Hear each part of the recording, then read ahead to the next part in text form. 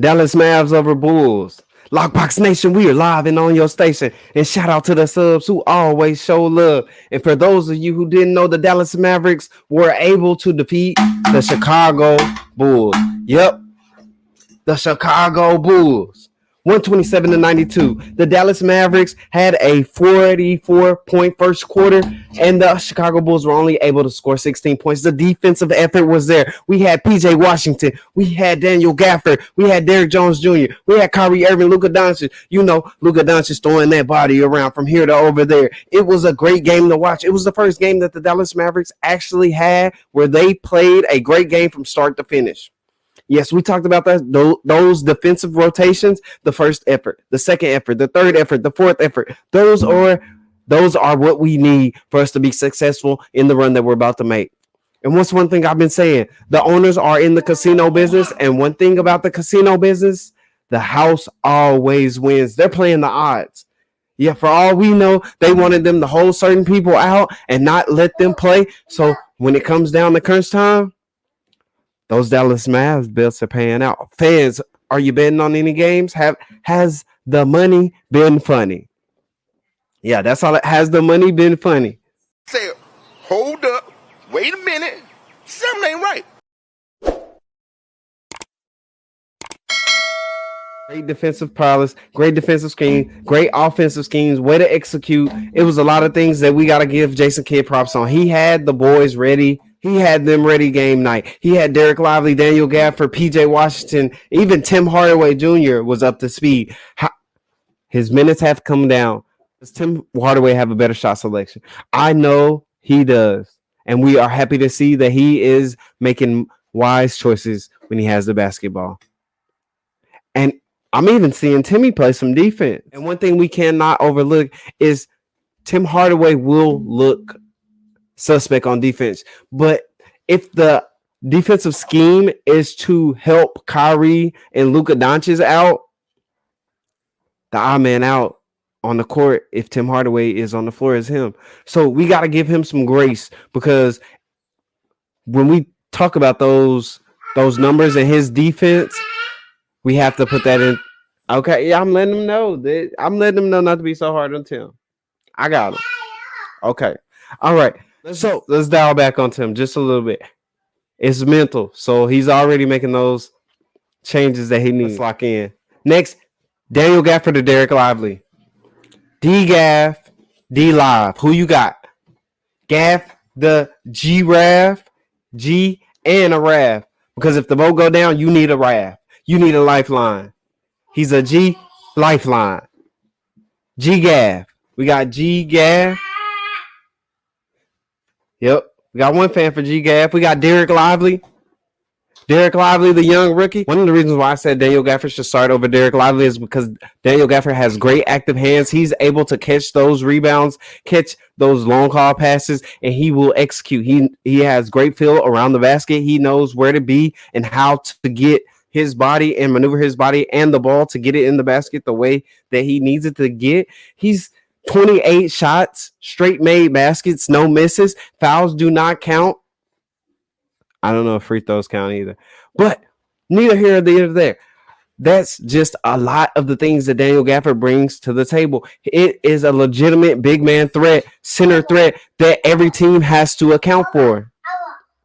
I'm saying it for the people in the back. Every team has to account for it. So therefore, they cannot sleep on offense or defense, especially when you got Daniel Gafford in. And the reason why you bring Derek Lively off the bench is so he can see how Daniel Gafford is attacking these other big men, and he can also wear them down. If you bang with Daniel Gafford for a good 8 minutes, then I'll sub him out and I'll bring Derek Lively in with fresh legs, fast, fresh legs, and great vertical leap ability, and somebody who is able to catch almost anything you put in the basket around the rim. He might not necessarily have that situational or position awareness that he needs at this point for where we're trying to go, but he's able to see Daniel Gafford do it ahead of him and then go in attack. Like Kyrie said, in the fourth quarters, you get to see when those opponents' legs get light, or at least their energy are low, and they're tired. So he's able to come in and hit that second unit or at that first unit who's already been battling with Daniel Gafford and then just be able to take advantage of them and them not having fresh legs. Come on, man. So it works out for Daniel Gafford and Derek Lively. Number one, Daniel Gafford is him. Number two, Derek Lively can see what him looks like, therefore he can replicate. Basketball player see, basketball player do. But let's get into it. So we got the stats. Right, we got the stats. So we got PJ Washington, 23 minutes, 7 points. He was a plus 19. Derrick Jones Jr., 16 minutes, 8 points, plus 19 as well. Daniel Gafford, he had 23 minutes, 20 points, plus 11. He had a total of 7 rebounds, and he had 1 assist, 1 steal. He's working out that short roll, 2 blocks. Kyrie Irving. This was a very light night for him. 27 minutes, 14.6 for 14 from the field, 2 for 6 from the 3. Luka Doncic, 34 minutes, 27 points, 9 for 23. A lot of those shots came at the end right before he came out because he was definitely trying to get to his 30 points. And I don't blame him, but, I respect him having the maturity to be able to come out after he realized maybe it wasn't meant to happen. He chunked up a few of those shots, but made that shot percentage and, definitely go down.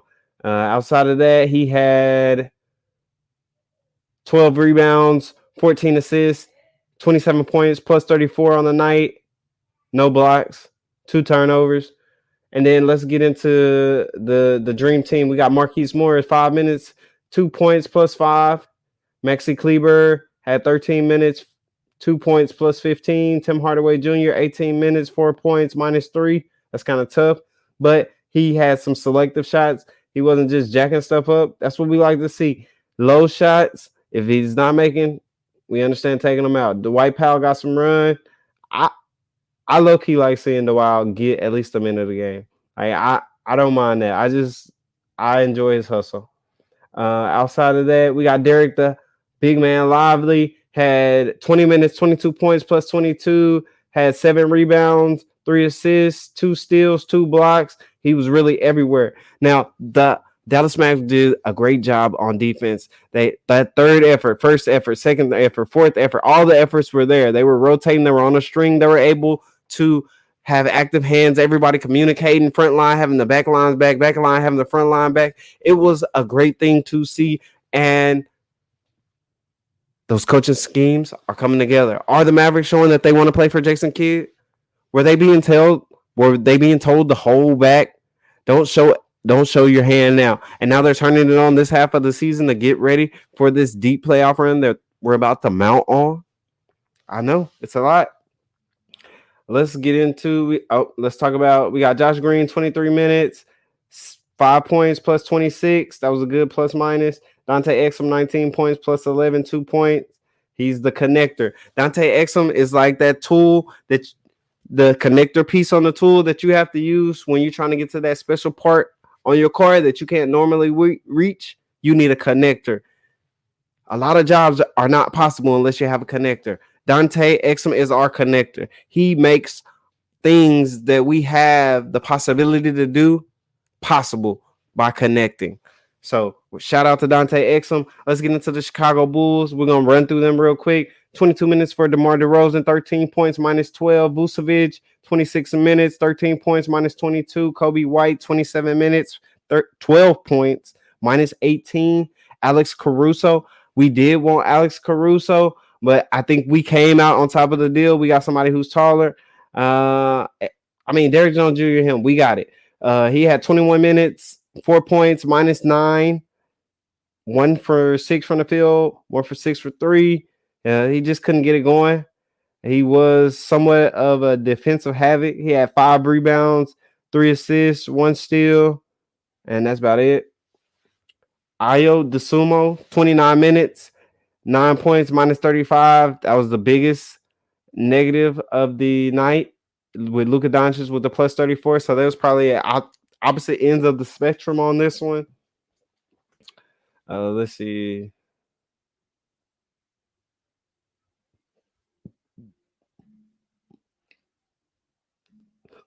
Let's go recap. At the room-based McDonald's, where everyone enjoys old savory McDonald's. Okay. All right, here go the shot chart.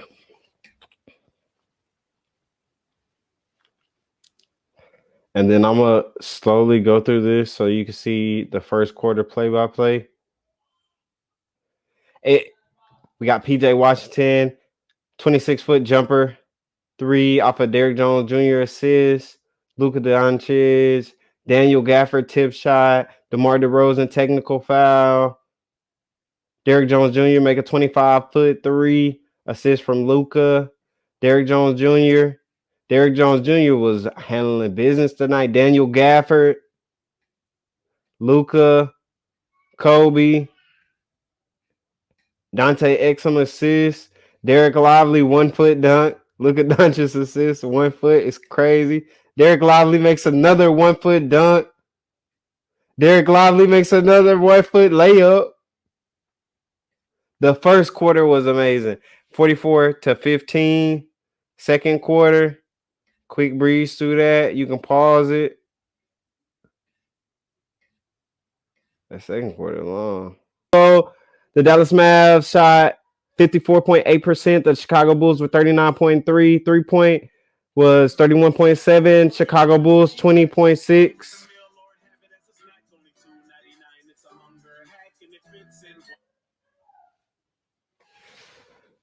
28.6. Free throw, 80% for the Mavs, 68.2.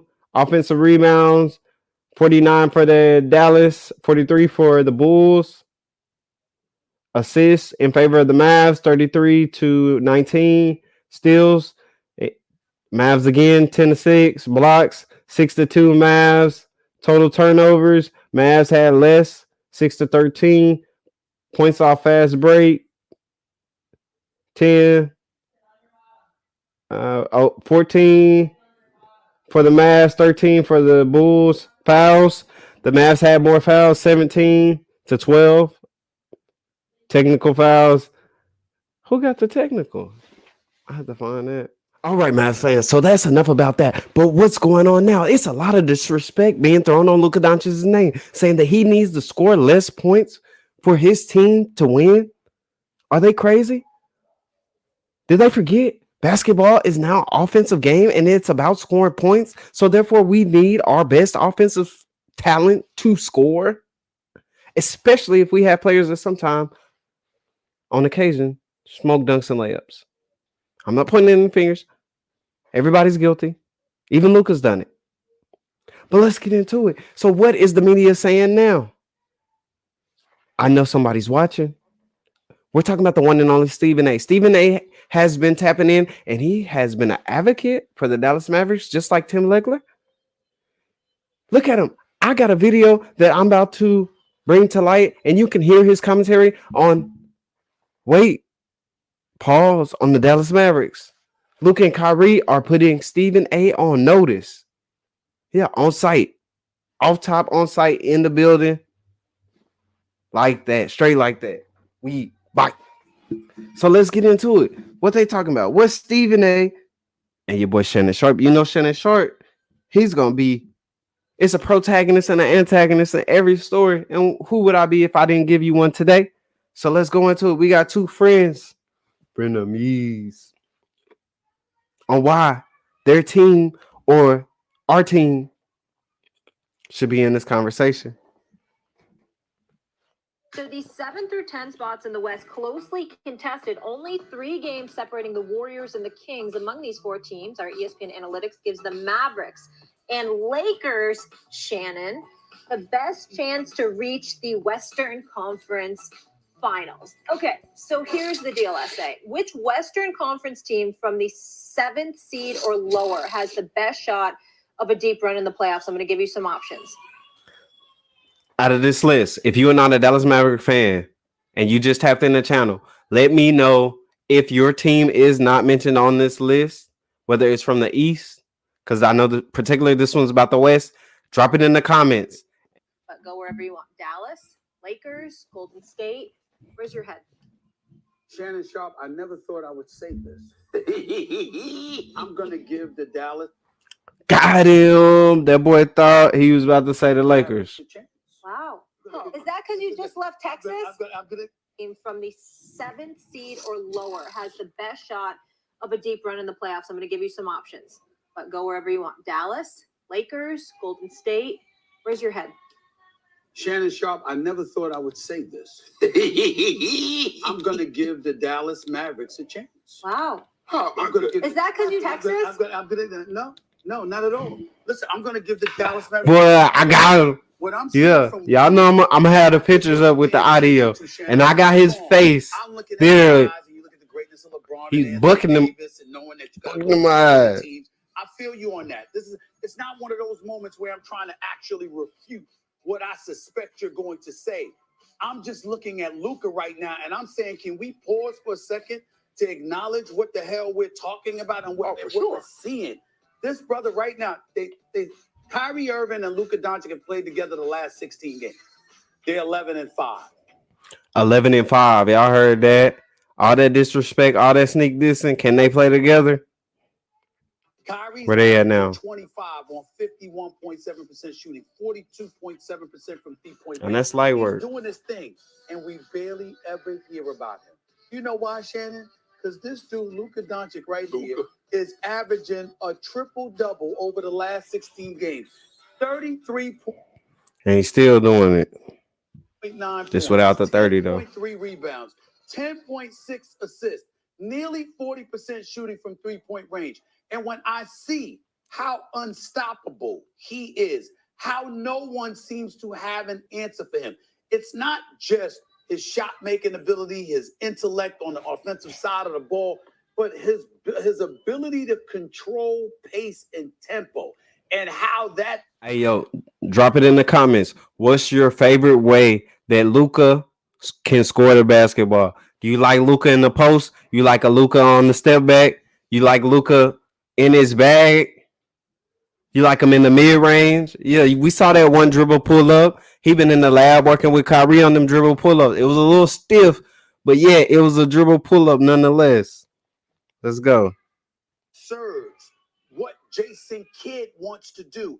He's one of those guys, Shannon, where I'm looking at others and I'm saying your greatness is going to be required to knock off his greatness. It's not going to be enough to play good basketball. It's not going to be enough to go on a run and find a momentum. It's going to be called upon for the Stephs, for the LeBrons, because you talk about playing, and that's where they're at. The Stephs, the LeBron, whatever. It's going to be called upon them to elevate their level of greatness to offset what this dude is throwing at them. That's where I'm coming from with this, Shannon, and that's the only reason I'm saying what I'm saying. Well, considering Luka, his first 6 games, I mean, he's averaging a triple-double of his last 7, but the 6 previous, he had 30-point triple-doubles. And so that just goes to show their greatness. I remember watching him, and after his first year, Stephen, I said he was the closest thing that I had ever seen to Larry Bird. It's funny how people try to butter you up. We all know the term. People try to butter you up in order to somewhat take advantage of you or to get the best of you. It's similar to an example of puffery. Sometimes you have puffery. So therefore, he's building something up right now only to try to tear you down on the back end. Man, I'll just let him finish it from here. And people laughed at me. But I don't think people realize just how great Bird was, because Bird was a 24, 10, and 6 guy for his career. Is that a sneak diss? No shot to Larry Bird, but 24 and what Luka is averaging points per game right now, assists, everything. Come on, Shannon. You got to give more credit. That's right. He scored 24 points a game, averaged 10 rebounds with 6 assists. And then when you see Luka can score the ball better, he can rebound just as well, but he's a better facilitator because he has the ball in his hands a lot more than Larry Bird. I'm going to take the Lakers for the simple fact. I'm going to say, why you taking the Lakers? Huh, Shannon? Who's you taking the Lakers? They're two-headed monsters, which is Kyrie and Luka.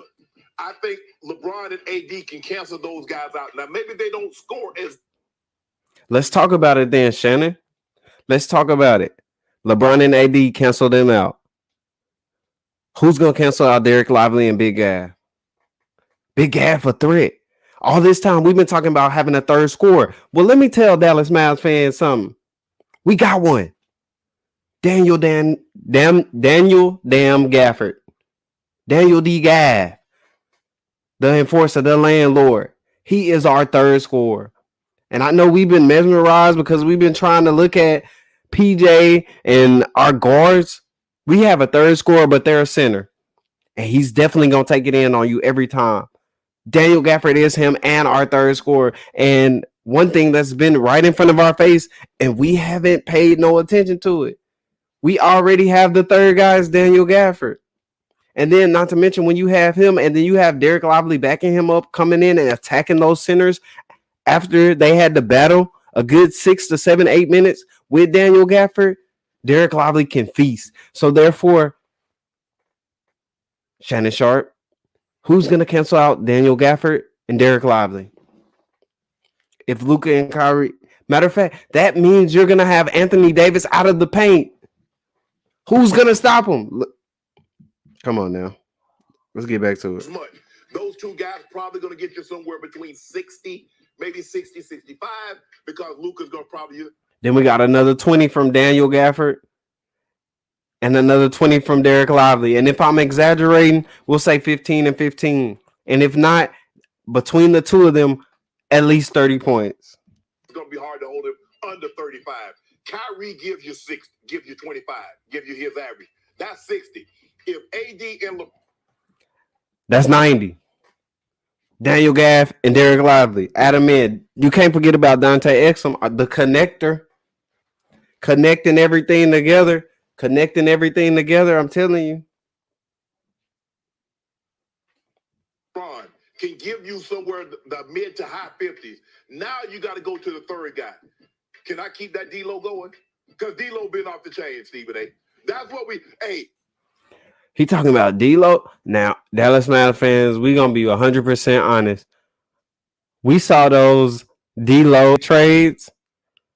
We rejected them. As much as we talk about Tim Hardaway Jr., one player we did not want was D'Angelo Russell. I tell you that. We saw him in the playoffs. Don't be trying to put him out here. And then you trying to talk down on Timmy?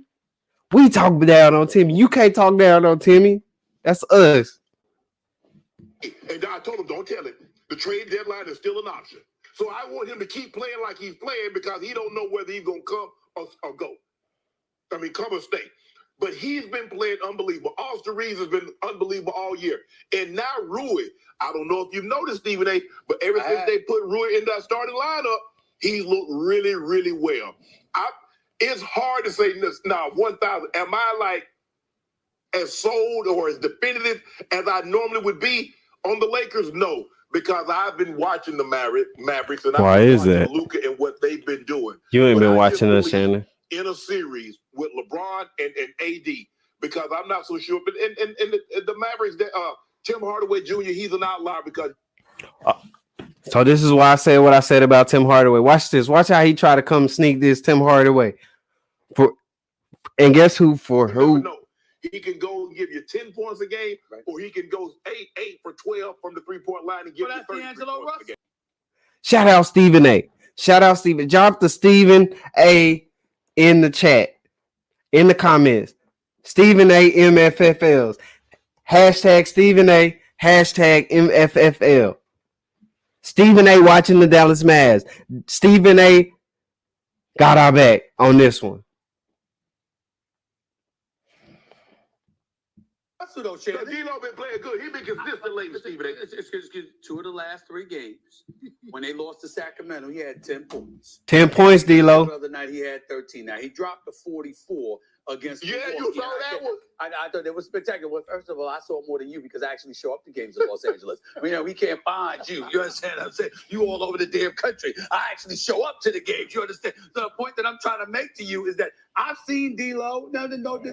No question. He's been, for the most part, he's been very impressive since they put him back in the lineup. But what was the knock against him? Because he was doing pretty damn well last year at the tail end of the regular season. Went into the playoffs, did well. And then the Western Conference Finals, you better put an APB out for him. He couldn't find him for about 2 months after that either. Right. I mean, that's how much he disappeared. So he's got some stuff to prove. And I'm saying Hachimura, Vanderbilt comes back, that'll elevate the Lakers defense, but it will compromise them offensively in a lot of people's eyes. We have to see how that meshes, which is why. And right now we are clicking on all cylinders, offense and defense, rotations, first rotation, second rotation, third rotation, fourth rotation. The Dallas Mavericks are doing everything that they need to do to solidify themselves as legitimate title contenders. And that's what we're doing at this point moving forward. One thing about the casino, the house always wins. And right now, what's the house doing? Winning. He's been asking so many questions about Darvin Ham. I think Austin Reeves has been up and down. I got a lot of confidence in him. He's been up and down. Top of the hour, Looking at Dallas, wow. They got some offense, brother. They can put it on you. They can put it on you. That's all. They ain't got no defense, though. Understand?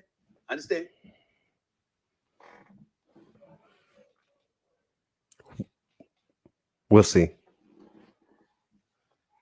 Yeah, we're going to write that down on the calendar. When you wake up every morning, it should be something you written on a piece of paper in your bathroom mirror, and you look at it every day. You look at it every day, and you say it out loud, and that becomes part of the process. It becomes engraved in your head. So right now, you say we don't got no defense. We got it on the bathroom mirror. Defense is coming. Defensive schemes are being played. But we'll show you.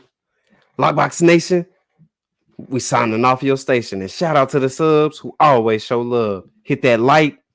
Even if you don't like the video, dislike it. Share it. Lockbox Nation, signing off.